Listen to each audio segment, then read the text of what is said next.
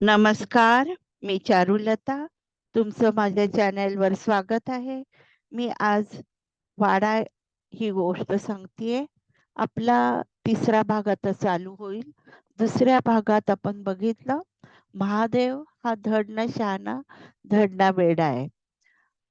आता तिसरा भाग वाचतेय. बऱ्याच उशिरापर्यंत बायजा आणि हिरा आजी गप्पा मारत बसल्या. तांबडं फुटलं तेव्हा त्या दोघी उठल्या, कामाला लागल्या. हिरा आजीने आपले प्रांतविधी आटोपले व ती आपली लाकडी पेटी घेऊन बसली. त्या पेटीत मेणाची डबी, कुंकवाचा करंडा, फणी, त्या पेटीच्या झाकणाला आरसा, असं सर्व सरंजामच पेटीत असे.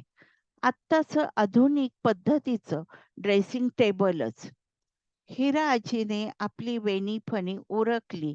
नंतर तिने बोटावर मेन घेऊन कपाळावर बोट गोल गोल फिरवले व करंड्यातलं लाल भडक कुंकू मेणावर लावलं. नंतर ती स्वयंपाकघरात गेली. तिथे सरिता शेगडीला पोतेरं घालत होती. त्यांच्या घरात पद्धतच होती, स्वयंपाक करण्याआधी पोतेरं घालायचे व स्वयंपाक झाल्यावर घालायचे. हिरा आजीने सरिताकडे बघितले. तिला वाटले काल रात्री झालेला प्रकार सरिताच्या कानावर घालावा. पण परत तिने विचार केला, तिला कशाला डोक्याला टेन्शन द्यायचे? आपल्या डोक्याला झाला त्रास तेवढा पुरे. हिरा आजीने गरम चहा घेतला आणि ती अंगणात गेली. गौराने अंगणात छान सडा टाकला व रांगोळीचा डबा बाहेर आणून ठेवला.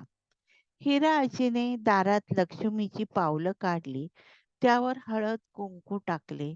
दारासमोर आटोपशीरच पण सुंदर रांगोळी काढली. देवासाठी झाडाची फुले, मोगरा, जाई, गुलाब, तुळस, बेल अशी बरीच फुलांनी टोपली भरली. कारण देवघरात बरेच देव होते. मग प्रत्येक देवाच्या आवडीचं फूल पाहिजे ना. हिरा आजी खरं तर गणपतीवर रागावली होती. तिने ठरवलं होतं गणपतीशी बोलायचेच नाही. आज हिरा आजीने गप्पच पूजा केली. पण यथासांग पूजा केली. मग पेला भरून गाईचं दूध, त्यावर खापरासारखी साय, साखर असं दूध गणपतीला आवडतं असं हिरा आजीला मनापासून वाटायचे. म्हणून ती रोज हा नैवेद्य दाखवायची. समया हिरा आजीने लावल्या, निरांजन लावली आणि गणपतीची आरती करून हिरा आजीने हात जोडले. म्हणाली, "गणपतीराया, खरं तर मी तुझ्यावर खूप रागवले आहे. ठरवलं तुझ्याशी बोलायचंच नाही. मी तुझे रोज लाड करते, पण तू काय करतो? माझे ऐकतच नाही. तू मन मानेल तसंच वागतो. तू ठरवलं आहे का माझं काही ऐकायचं नाही? तसं असेल तर सांगून टाक. मी रोज झंप्यासाठी काही मागणार नाही. मीच वेडी ना, मला वाटतं आज तू माझं नक्की ऐकशील, पण तू माझं ऐकत नाही. गणपतीराया, खरं सांग, गेली 2 वर्ष तरी होऊन गेली. मी तुझी विनवणी करते, पण तू काय करतो? माझं बोलणं कानामागे टाकतो. म्हणून मी ठरवले, बोलायचे बंद करते. देवघरात गणपतीने कपाळावर हात मारून घेतला आणि म्हणाला, "अगं हिराजी, एवढं सगळं तर बोलली. माझे लाड पण बाहेर काढले आणि म्हणते मी तुझ्याशी बोलणार नाही?" शंकर, पार्वती, राम, सीता हसायला लागले. पार्वती म्हणाली, "सर्व गप्प बसा. बाहेर आवाज जाईल आणि गणू तुझं बोलणं पण बाहेर ऐकू जाईल. शांत राहा." हिराजीने देवघरात आवरावर केली आणि नाराजीनेच देवघराबाहेर पडली. हिराजी देवघरातनं बाहेर पडली आणि धनुष्यातनं बाण सुटावा तशी सरिता काकू देवघरात शिरली. देवापुढे बसून जोरजोरात ऊर बडून घ्यायला लागली. एकीकडे तिने तोंडाचा पट्टा सुरू केला. देवा, असं काय माझ्या हातून पाप घडलं, की झंप्याला तू एवढी मोठी शिक्षा देतोय? अरे देवा, मी रोज तुझी पूजा नाही करत, पण माझी तुझ्यावर श्रद्धा नाही. असं होत नाही ना. मी रोज मनापासून तुझ्यासाठी स्वयंपाक करते, प्रेमाने तुझे ताट वाढते, म्हणजे माझी पण श्रद्धा आहेच ना. मोठ्या बाई रोज तिची पूजा करतात. झंप्याला ह्या त्रासातनं सोडवा सांगतात, तरी तू ऐकत नाही. काय वाईट केलं आम्ही? आमचं ऐकत नाही. काल रात्री कोणाची तरी सावली घरात आली, असं तू आणि तू तिला खुशाल येऊ दिले. जे हात तू आशीर्वाद देण्यासाठी उचलतो, तोच हात त्या सावलीच्या गालावर काय नाही उठवला? आज जर बाईजाने काल रात्रीचा प्रकार मला सांगितला नसता, तर मला काही समजलंच नसतं. असं बोलून सरितानी देवापुढे दान-दान डोकं आपटायला सुरुवात केली. सरिताचा तो अवतार बघून सर्व देवसुद्धा घाबरून गेले. सरिताचा आवाज ऐकून सर्वजण धावत देवघरात जमले. हिरा आजीने सरिताच्या कपाळापुढे हात धरला. म्हणाली, "सरिता, हे काय करते? देवाला असं वेठीला धरू नाही." सरिता म्हणाली, "बाई, तुम्ही माझ्या व देवाच्या मध्ये येऊच नका. जर माझ्याबद्दल तुम्हाला काही वाटत असतं, तर रात्री जे घडलं ते तुम्ही सांगितलं असतं. बायजाकडून नसतं समजलं." ही म्हणाली, "अगं सरिता, मलाच मुरलीची काळजी वाटायला लागली. तू तर मुरलीची आई आहेस. तू किती काळजीत पडशील ह्या विचाराने नाही सांगितलं. रागवू नको. चल, गणपती बाप्पा झंप्याचं चांगलंच करेल." हिरा आजी व सरिता दोघी देवघरातून बाहेर आल्या. हुश्य करत सर्व देवांनी श्वास सोडला. गणपतीराया म्हणाला, "अबबबबब! काय त्या सरिताचा अवतार! मी तर पुरता घाबरूनच गेलो." बाळकृष्ण म्हणाला, "माझी छाती तर अजूनही धडधडतीये." सीतामाई म्हणाली, "गणपती, काहीतरी कर.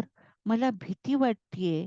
ती सरिता काही जीवाचं बरं वाईट करून घेईल." गणपती म्हणाला, "तसं काही होणार नाही. तिला झंप्याची काळजी आहे. तिच्या मनात येतं, माझ्या देखत झंप्याचं सर्व चांगलं होऊ दे, नाहीतर माझ्या देखत त्याचं बरं वाईट होऊ दे. माझ्यानंतर त्याच्याकडे बघायला कोण आहे?" पार्वती म्हणाली, "पण गणू, तू लवकर काहीतरी कर बाबा." एवढ्या सर्व गडबडीत हिरा आजीने महादेवाला म्हणाली, "चल माझ्याबरोबर. मला तुझ्याशी बोलायचं आहे." त्याला घेऊन ती पडवीत आली. थोडं गावातलं विचारल्यावर तिने त्याला विचारलं, "महादेवा, आम्ही सर्व गावाला गेलो होतो. तेव्हा वाड्यात काही घडलं का?" तो एकदम बोलून गेला, "हां, खूप काही घडलंय." आणि तो गप्प झाला. हिरा आजीने परोपरीने त्याला बोलतं करायचा प्रयत्न केला. तेवढ्यात बाईजा धावत धापा टाकत आली. तिला इतकी धाप लागली, की तिला धड बोलता पण येत नव्हतं. "वहिनीसाब, अहो वहिनीबाई!" ती धापा टाकायला लागली. हिरा आजी म्हणाली, "बाईजा, शांत हो, शांत हो. काय झालं? एवढी तू घाबरलेली का?" हिराजीने बोलत-बोलत सरिताला आणि बायजाला स्वयंपाकघरात नेलं. दोघींना पाणी दिलं. गौराला चहा द्यायला सांगितला. हिरा आजी, सरिता, बायजा, गौरा चौघीजणी चहा पीत जमिनीवर गोल करून बसल्या. हिरा आजी म्हणाली, "हां बायजा, आता सांग, तू एवढी घाबरली का? काय झालं?" बायजा म्हणाली, "काय सांगू वहिनीसाब, मी आत्ताच भाकरी बनवून टोपल्यात ठेवल्या. वर फडकं टाकलं. मंदाला भूक लागली म्हणून त्यानं फडकं काढलं. समद्या भाकरी काळ्या ठिक्कर पडल्या." हिराजी म्हणाली, "बाईचा चुलीतला आर जास्त झाला असेल, म्हणून तुझ्या भाकऱ्या जळाल्या असतील." बाईजा म्हणाली, "वहिनीबाई, मी काय पहिल्यांदा भाकरी करतो होय? इटोबाच्या बुक्क्यावानी काळ्या ठिक्कर पडल्या." सरिताने मोठ्यांदा हंबरडा फोडला. "बाई, आता माझ्या चंप्याचं कसं होणार?"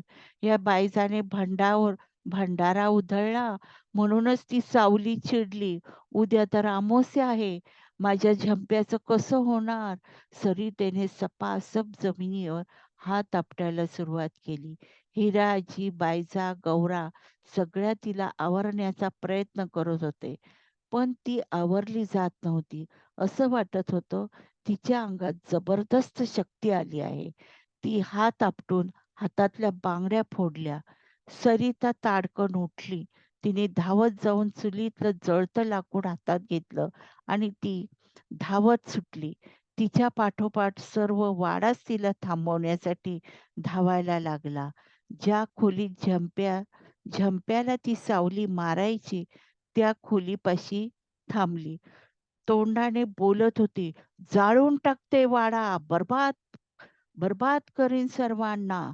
सरिताचे डोळे लाल भडक होते. जसे तिचे डोळे अंगार ओकत होते. ती कोणालाही जवळ येऊ देईना. तिचा तो अवतार बघून सगळेजण लांब-लांब जात होते. कारण सगळ्यांच्या लक्षात आलं, ही सरिता नाही. हिराआजीने हिम्मत धरून तिच्याजवळ गेली. सरिताने हिराआजीला जबरदस्त धक्का दिला. ती समोरच्या खांबावर जाऊन आदळली. तिच्या कपाळातनं रक्त येऊ लागले. सरिता कोणालाच आवरेना. तेव्हा हिराजी गणपतीरायाला म्हणाली, "गणपतीराया, सरिताला शांत कर." असं म्हणून हिराजी उठली आणि सरिताच्या कानाखाली खाडकन आवाज झाला. सरिता सरिताला दिवसा-चांदणे दिसले व ती खाली कोसळली. सरिताच्या तोंडावर पाणी मारल्यावर ती उठून बसली. ती म्हणाली, "बाई, आपण सर्वजण स्वयंपाकघरात चहा पीत बसलो होतो. मग इथं कसं काय?" हिराजीने फक्त तिच्याकडे बघितलं आणि म्हणाले, "चल उरलेला चहा पिऊ." इथे मी तिसरा भाग थांबवतीये.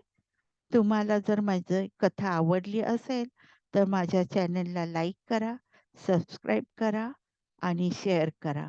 नमस्कार.